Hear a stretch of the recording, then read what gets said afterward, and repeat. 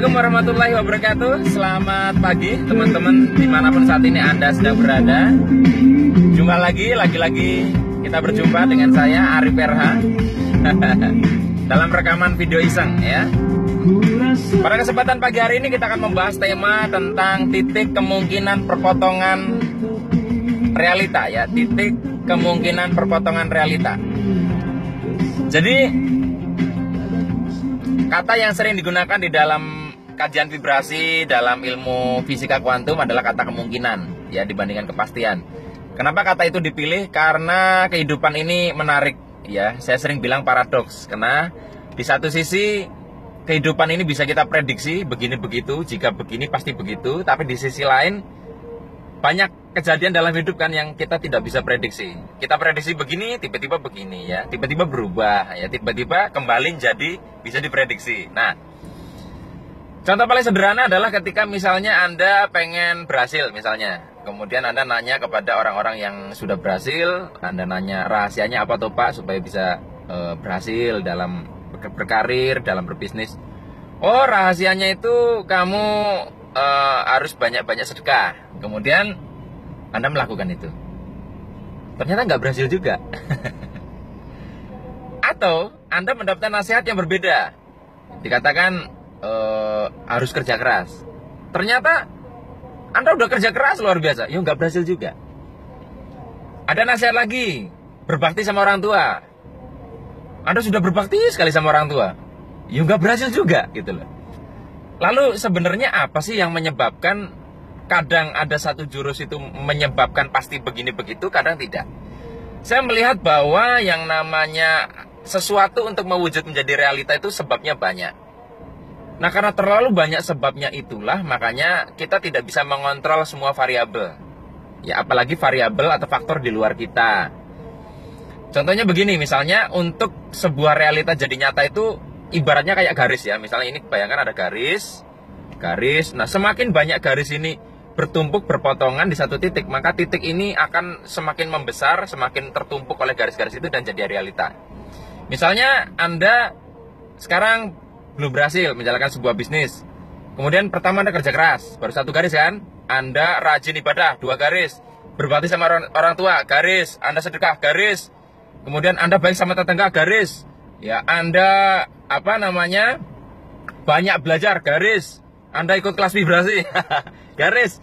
Dan seterusnya, ini banyak sekali garis sehingga jadi nyata. Nah, jadi berarti kalau seperti itu tugas kita sebenarnya adalah memperbanyak titik perpotongan itu. Garis perpotongan ini kita perbanyak. Makanya di dalam khasana fisika itu kan para ilmuwan mencoba untuk merumuskan satu teori namanya the theory of everything. Jadi bagaimana teori ini bisa memprediksi segala sesuatu dengan mendekati 100% akurat. Tapi hingga saat ini the theory of everything itu susah sekali untuk dirumuskan. Kenapa? Karena untuk menjadi sebab sebuah realita itu faktornya banyak sekali. Saya kasih contoh sederhana, misalkan kalau tadi contoh positif, sekarang contoh negatif. Misalkan Anda sedang jalan di di trotoar ya, sedang jalan di trotoar jam 9 pagi di sebuah trotoar. Tiba-tiba ya, di situ karena situasinya habis hujan, di situ agak ada air menggenang, kemudian pada detik tertentu Anda lewat dekat genangan, lewatlah sebuah kendaraan, diok gitu ya. Sehingga Anda yang sudah berpakaian rapi terkena cipratan dari kubangan air tadi yang terkena ban kendaraan yang lewat. Katakanlah itu sebuah kejadian sial. Nah, yang menyebabkan itu kan banyak sekali faktornya. Pertama, keputusan Anda jalan di situ. Keputusan Anda jalan di menit, detik, jam itu.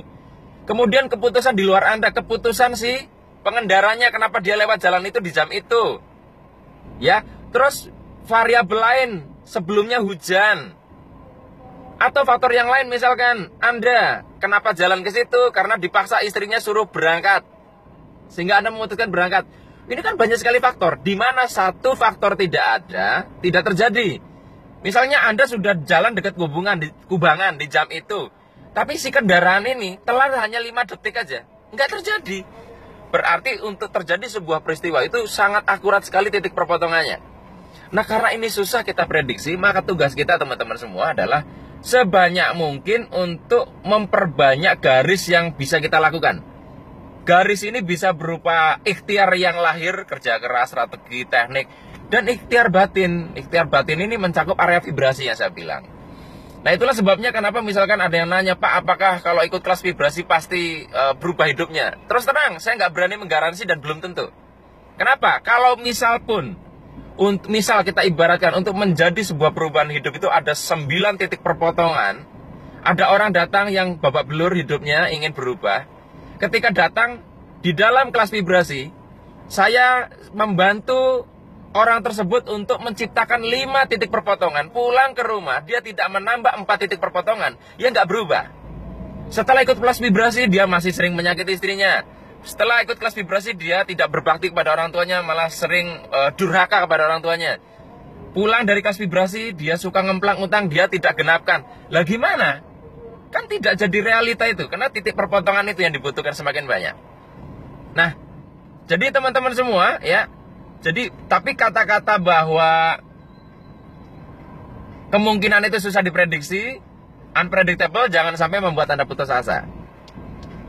Karena berarti itu juga bermakna sebaliknya, apabila ada sebuah kesialan yang mungkin terjadi, kita bisa membatalkan kesialan itu hanya dengan menghilangkan satu garis saja, yaitu keputusan kita. Tadi kayak mau kecipratan air, kita memutuskan satu, tidak jalan di situ, variabel lain komplit tidak terjadi. Tetapi sebaliknya berarti ketika semua variabel yang membuat kita berhasil sudah ada dan kita kurang satu garis, yaitu kita tidak mengambil keputusan dan tindakan, itu juga tidak terjadi. Ada dua sisi. Jadi teman-teman semua, yuk sama-sama, mari kita perbanyak garis-garis yang saling berpotongan itu. Sebanyak mungkin kita menciptakan sebab, sehingga kemungkinan realitanya menjadi besar, sehingga betul-betul apa yang kita harapkan, perubahan hidup, betul-betul menjadi nyata dalam kehidupan kita. Sampai di sini, sampai jumpa lagi di rekaman video iseng selanjutnya. Saya akhiri. Billahi taufiq wal hidayah. Wassalamualaikum warahmatullahi wabarakatuh. See you.